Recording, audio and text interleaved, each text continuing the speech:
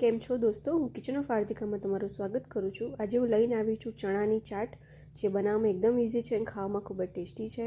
આ ચણાની ચાટ આપણે ડાયટિંગમાં કે પછી સલાડમાં, નાસ્તામાં યુઝ કરી શકીએ છીએ। તો ચલો દોસ્તો, આપણે શરૂઆત કરીએ બનાવવાની રીત। તો એના પહેલાં દોસ્તો, મારી ચેનલને સબસ્ક્રાઈબ કરવાનું ના ભૂલશો। તો સૌ પ્રથમ આપણે લઈશું બાફેલા ચણા। મેં લીધેલા છે 1 વાટકી જેટલા। પછી ઝીણી સમારેલી નાની ડુંગળી મેં લીધેલી છે, થોડી કાકડી લીધેલી છે, નાનું ટમેટું ઝીણું સમારેલું લીધેલું છે, અડધી ચમચી લીંબુનો રસ આપણે એડ કરવાનો છે, અને 1 ચમચી ચાટ મસાલો ઉમેર્યો છે, સ્વાદ અનુસાર મીઠું એડ કરીશું, અને કોથમીર એડ કરેલી છે। તો હવે બધું પ્રોપર આપણે મિક્સ કરી દઈશું।